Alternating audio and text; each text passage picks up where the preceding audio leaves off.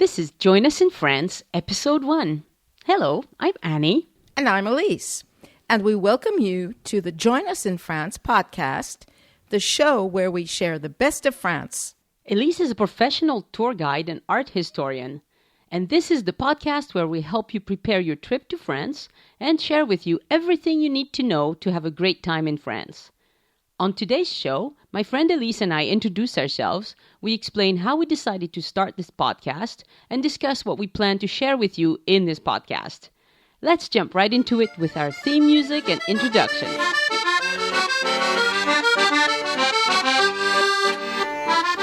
Okay, hi. Like I said, I'm Annie, and I am French, born and raised. But in my early 20s, I moved to England at first, stayed there for a couple of years, and that was very enjoyable. But then I had an opportunity to go to the US for college, and so I took that and ended up staying in the US for 18 years. So I made a lot of my life there, and it's been a great adventure. Then I moved back to France a few years ago to be closer to my family, and that's where I live now. I'm really equally comfortable in the French world and the Anglo world. It's a bit of unusual, but this is something we share, the two of us, because really you're a very French kind of American. Oh, yeah, I'm very French. Now, we'll talk more about that. But also, I've worked most of my life in technical fields. And I really love all things technical, and I've loved for years listening to podcasts. And that's why I approached Elise to do a podcast together, because I love that when you're listening to a podcast, your brain is free to think while you're doing something else. You know, maybe you're exercising, maybe you're driving. I don't know what you're doing as you're listening to this, but you're free to choose to listen to things that interest you and keep your mind busy while you do something else. And that is perfect, I think. So we'd like to invite you to join us in France, maybe only in spirit for now, but we hope it'll become a reality for you. And we hope we'll have fun talking about a place we love. So Elise, could you tell us a little bit about yourself? Okay, so as Annie said, we are both a little bit strange because we're both sort of half and half American, half French, but I'm the other half of Join Us in France. And my story is pretty much the mirror image of Annie's, and that is that I grew up in the States on the East Coast, and I always loved French. That is the language, actually. I started studying French when I was in 7th grade, and I continued all through high school and through college. But I also studied art and art history, and had a lifelong dream, which eventually did come true, which was to go to France. So my first time in France, I actually was in France for a few months, went back to the States, finished my master's degree in art, moved back to France, moved back to the States again, and then just about 16 years ago, came back to France, and I have been here ever since, and I pretty much I'm sure that this is where I will be for the rest of my life. I was saying to Annie that maybe in some past life I was a member of Marie Antoinette's court, but my guess is, knowing my background and my character, I was more than likely one of the peasants revolting in the city at the time. So I doubt if I would have had my nice crinolines on in the courtyard, but you never know. But in fact, I've been living back in France for the last 16 years, and for 13 of those years, I taught at the Fine Arts School. And for the last 15 years, I have been a licensed cultural guide, and it is now my full-time business. So this is what I do actually for a living. Mm-hmm. I speak French. I like eating the French way, although I have to admit that it gets to be a little too much eating too much cheese every once in a while. But no really, such thing as too much oh cheese. Yes there is. Oh yes there is. Not too much wine perhaps, but not too much cheese definitely. But like Annie, I would say I'm really two people. I'm sometimes very French, and I am sometimes still very, very American.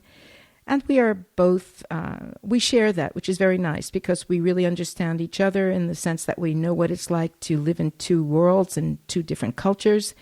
And one of the things that we share is our absolute love of France and our ability to talk. So both those things together, I think, are really perfect for giving you the best podcast possible. Oh, very good. Well, let me give you an anecdote. This happened just yesterday. So we were having a family event at which for which I was buying the cheese. This was my job. So I go to the store and I go to a cheese shop and I see this beautiful thing of cheese. I didn't know what it was, but it was nice. It was covered in paprika and it has a beautiful shape. And I thought, oh, this is great. But it was covered in plastic, so I couldn't really smell it, or it just looked really genteel and lovely and fantastic. And I bring it home, and the way you do this in France is you take your cheese out of the fridge a few hours before you serve it. Right. So I do this, and because it's quite cool outside, I put it in the garage where it's going to be not quite as cold as a fridge, but not as warm as the house. And I let it get to temperature. And a couple of times I had to go back into the garage to pick up, get something I needed. And every time I went in there, it smelled, ooh, what is that smell? And then when I brought it out at the end of the meal, this elderly relative just exclaimed that, oh, this is wonderful. You bought this cheese. I can't even remember what she called it now. It had this convoluted name. And it's a cheese from northern France, where she is from originally, but hasn't lived in decades. And she said, that is the stinkiest cheese that you can get. And indeed, when we removed the cover out of the thing, that's what the smell was. And it smelled really bad. But Annie, you're going to tell people not to eat French cheese that way. Well, but I ate a little bit of it. But at the end of the meal, you're so full, you don't want to eat very much cheese anyway. But I had a little bit of it, and it really tasted quite good. But the smell, does it have to smell that bad? Well, what they say about French cheese is that the more it smells strongly, the better the taste. So I don't know. Well, I'm not... Yeah, I wouldn't say that about that cheese, but it was pretty good. Anyway, so occasionally we'll tell you about cheese as well as things to visit in Paris and other places in France. So what do you think you would like to be talking about in this podcast mostly? Well, for me, actually, I think that the purpose of the podcast would be to inspire people to want to take a trip to France. Whether it's for the very first time, which is, of course, still true for a lot of people who've never taken that great leap across the Atlantic, or even for people who've been to France before, but maybe this will give them new information and a different way of thinking about what to do and what to see. The other thing about the podcast, which of course is thanks to you, because I really was not someone who was aware of thinking about podcasts before, is that with a podcast, you can listen before you go, or you can even listen while you're traveling around. Indeed. While you're walking around a part of the city of Paris, for example, or even if you're walking around an old village in the countryside. It's fun because you can actually take us as a guide with you, but not in a little book that you have to keep looking into, just listening and walking around with us. Right, especially since most people carry a phone and you can listen to podcasts on your phone and you have your phone with you anyway. Yeah, I think it sounds like a really great idea. And of course, you're the one that loves the technology, definitely, as we both know, not me. So you're the practical person in the group. And of course, for me, it's a question of all the things I love, the art, the history, talking about food, about style, about the way to look at things. So I think that really together we make a really good team to offer people these podcasts. Yeah, because, honestly, I'm French and I was born and raised here. And as a child, my parents took us to visit the major sites in France. But I don't know that much about art or history or... I might know a few things, but it's never been my emphasis. And I was always surprised how much I got out of your tours, Elise, because you really bring a lot of things to life that I had no idea. And it's really fun to learn these things. Well, I think that is also one of the objectives of being a guide, right? It's to help people not just see things in a very superficial way, but to get some very specific information. So I think that's why we really have a good idea in doing these podcasts. And I think also that, we are, join us in France, but at the beginning, we are going to concentrate on Paris. And of course, for me, that is for a very simple reason, and that is because that is the first place that people think of when they hear France. Of course. It's the reference for almost everyone. I think that what would be nice is when we start, we will do a whole bunch of podcasts about Paris and then move outside of the actual city, maybe doing some places that are within a day's distance so that it can be part of people staying in Paris. They can take a trip out somewhere and come back in. Those are really fun. Those are really nice. There are lots of wonderful things to do and see. And then eventually move out into the rest of the country, which is varied, rich, and just absolutely beautiful. And where the weather is nice, too. And where the weather is most of the times nice, although with things happening the way they are, you never know whether it's the world upside down or not. Yeah. I also think in our podcasts, we will have a good opportunity to alternate between talking about specific places and then giving practical tips, giving suggestions about places to visit, things to do, explain how to get around, and how to get the best out of your time traveling. I also think it's really important, even though a lot of people, of course, know about lots of things, including internet sites and everything, but from personal experience and from the work, it would be good to give people tips on how to look for hotels, how to plan getting around, and also, and this is where we'll have a lot of fun, you and I, talking about the customs and the habits of French people, as you just mentioned about the cheese, right? I think some of the podcasts might be about a very specific monument or others about a neighborhood or even a small town. Mm-hmm. And then I think I would like to do some podcasts that are very, very practical oriented. So maybe one day we'll just do public transportation and some other day about etiquette in restaurants and alternating them so that people have a real variety and a choice of what they want to listen to at a given time. Right. Yeah. And I think last of all, especially for me, something I hold very dear to my heart is helping give people clues as to how to look at things, how to appreciate works in a major museum like the Louvre, which almost everyone goes to because you don't go to Paris without going there, but they run in and out. They go to see the Mona Lisa, and then they can run home and tell people, I've been to the Louvre, Yeah. But that's better than nothing. It's better than nothing, but it's not a whole lot better than nothing, to tell you the truth. I think it's really important to be able to understand why a lot of these places are considered to be so important and what the secret stories are behind them. And those secret stories and the details, those are the fun things that you remember afterwards. Mm-hmm. Yeah.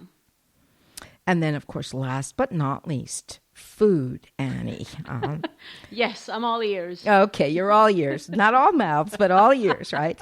So you and I both love to eat. We both love to talk about food. We both enjoy our wine. And I think that is also part of France, right? That is talking about regional specialties, talking about what new things are in or out. Yeah. And I think it doesn't matter whoever you are, whether you're traveling alone or traveling with friends or family or with your kids, or whether you do this as a virtual trip or as a real trip, I think we'll have stuff for you. Yeah.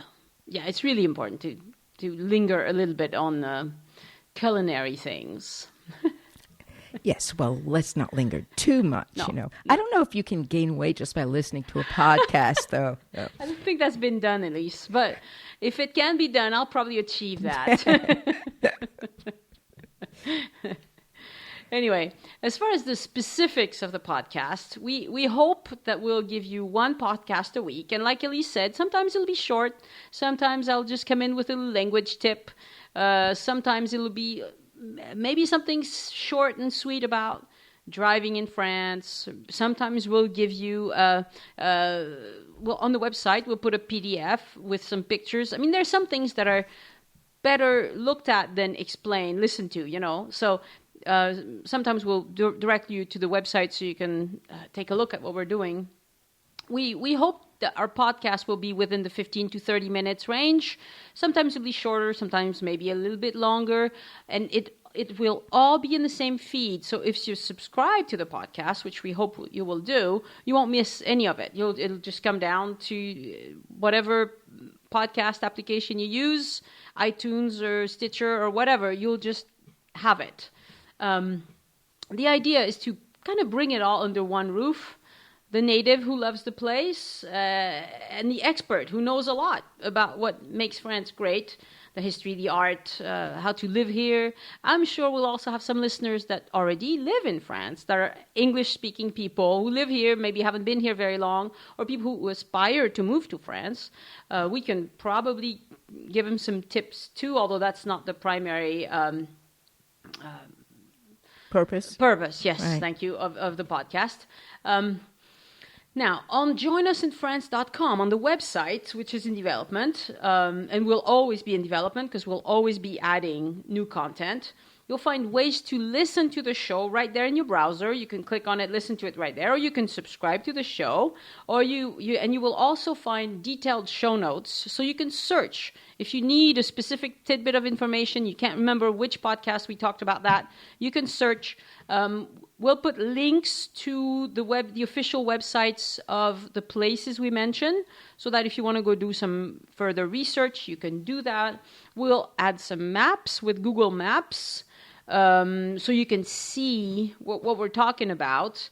And like I said, we'll add some PDFs that you can download so that you can see specific things about a specific topic, like driving, for instance, which as a rule we don't recommend, but there are people who will want to rent a car and explore on their own, and that's fine. I've done that in many countries. It's not the end of the world.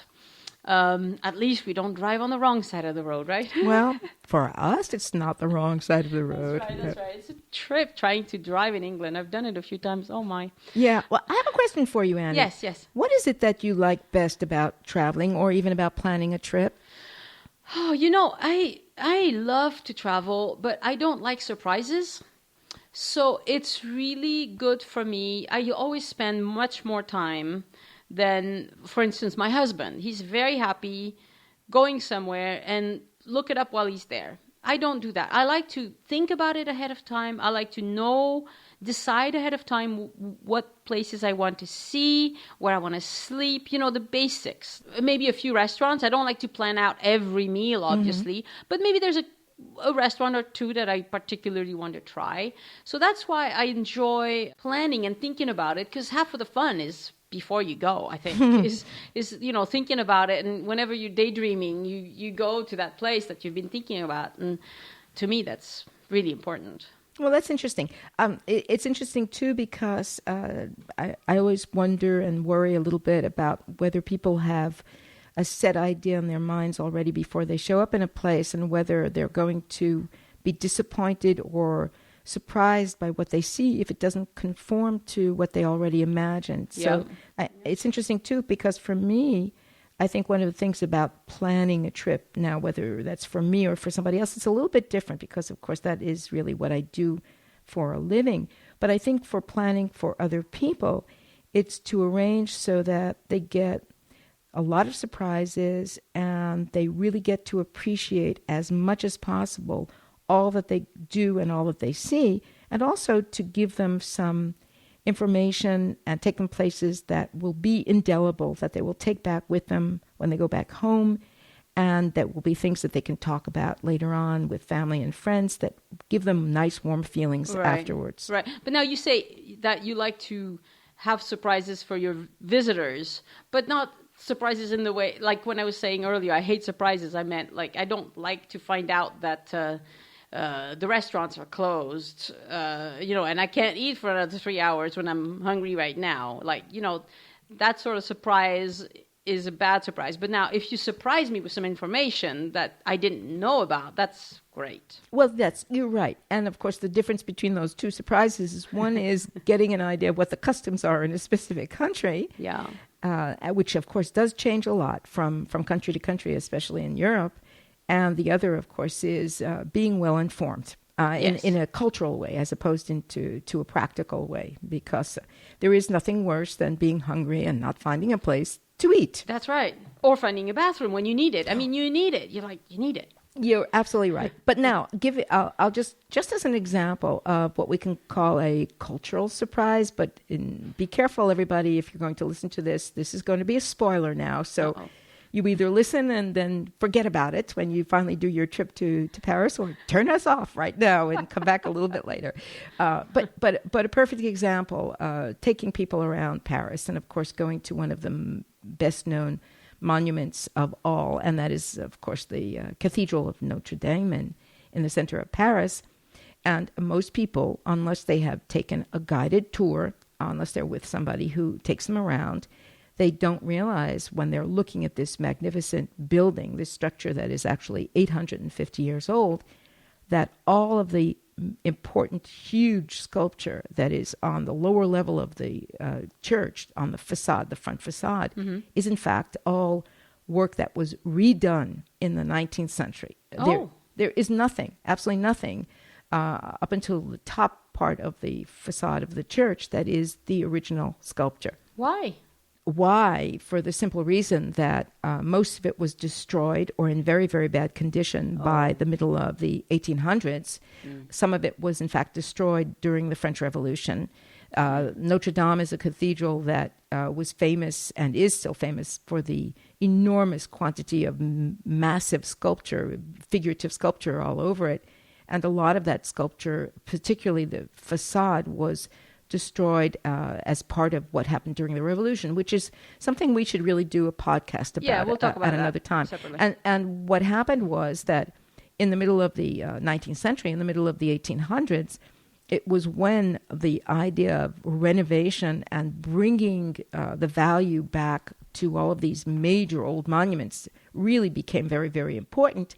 And at the time, the people who worked on them were very, very highly skilled. Now, there are still some who are, but this was a huge, massive project, and they did such a good job that unless you know that it is not the original work, you just would not know that by looking at it. No, I never had any idea. It looks gorgeous. It looks really nice. It is absolutely gorgeous. And, of course, one of the reasons why it works in Notre Dame and where it doesn't necessarily work in other places is that the whole facade was redone, so it doesn't clash. It's not like you have little pieces that look super new and other pieces that are very old, and you can see the stone eating away. Everything is more or less the same, so of course you get the idea that it's all I have so from many the same questions about that. You'll have to tell us all about that when we do our podcast about Notre Dame. That That's sounds fine. really And cool. and also, a lot about stone. I mean, stone, of course, is very big and very important in Paris. But talking about surprises, that's a surprise that has to do with a piece of information about a very famous monument, and architecturally it's very, very important and everything. But then another example of a surprise, and just in a little example. So if you've never been to Paris, it won't mean anything to you, but just the ideas of being surprised. And there's a small area near the city center, very close to Notre Dame, in fact, that's called the Marais. It's a very lovely little old part of Paris. And it's famous for being very chic right now. It's a very, very, very chic and upscale place to go, and it has some beautiful museums and very nice cafes and all of that. Yeah. But when I take people there, I take them to a back area that, in fact, is really only known by Parisians. And it's a tiny little area. It's just a couple of blocks square. And in the center of it are these wonderful little courtyards with old antique shops.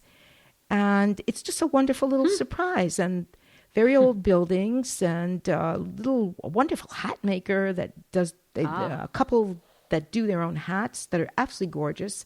Last time I took a few women there, I think they bought 4 or 5 hats. The guy was very happy that I happened to be walking by that particular day.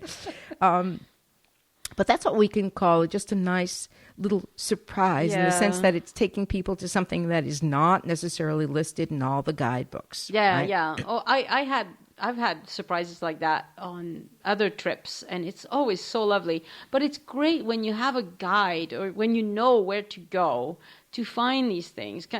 It's a surprise, but it's a little bit more purposeful. You knew about it in advance. Once in a while, it's happened to me by chance, but it's great when you can plan these things a little bit. Yeah, and of course, for some people, they do, as you say, fall upon these things by chance themselves. And I don't think it's always necessary that everybody have a guided visit everywhere they go. But I think that it's interesting that you mentioned that, because I think Americans don't usually do guided visits a lot. They tend to use guidebooks. And Europeans are much more used to the idea of having a guide take them around and talk to them and give them very interesting, detailed information. So maybe what we would say is that our podcasts are kind of a halfway hybrid, like we are, something halfway between a guidebook and a guide in real life. Yeah. That sounds really good. So how about if we just give them an idea of what we might do on our first couple of content-oriented or centered podcasts?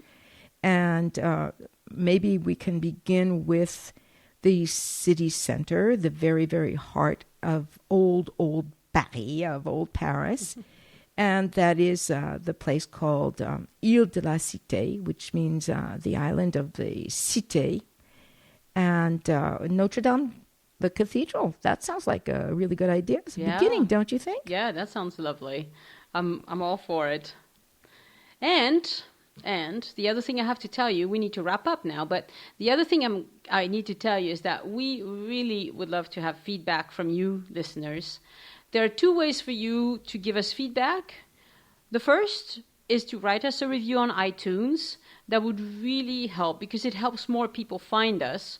And also, in the first couple of weeks that a podcast is released, we have a chance to be new and noteworthy.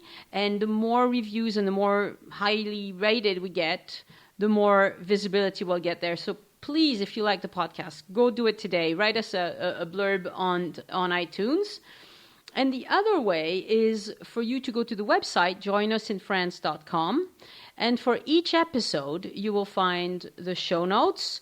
And at the end of the show notes, you'll be able to enter a commentary.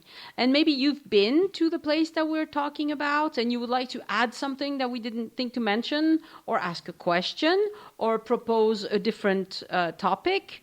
Whatever you want to tell us, we're really happy to hear from you. And I think really asking questions is a great idea. If there's a thing you've heard about and you would like to know a little bit more, please let us know and we'll do a podcast about that. Yeah.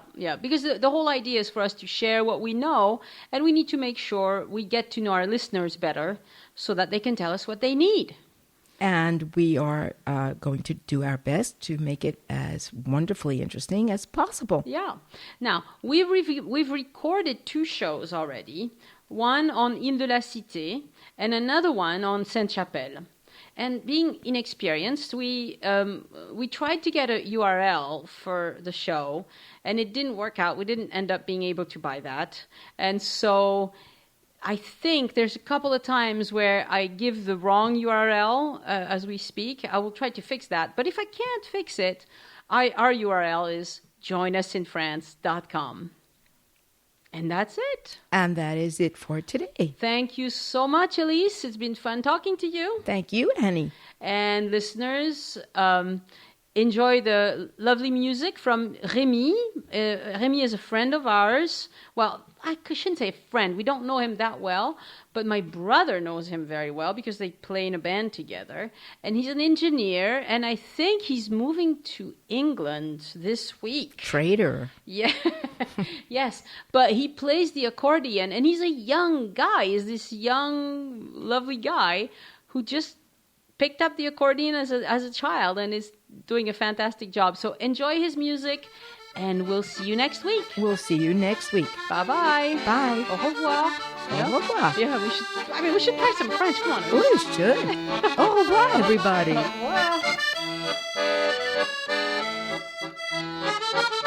revoir.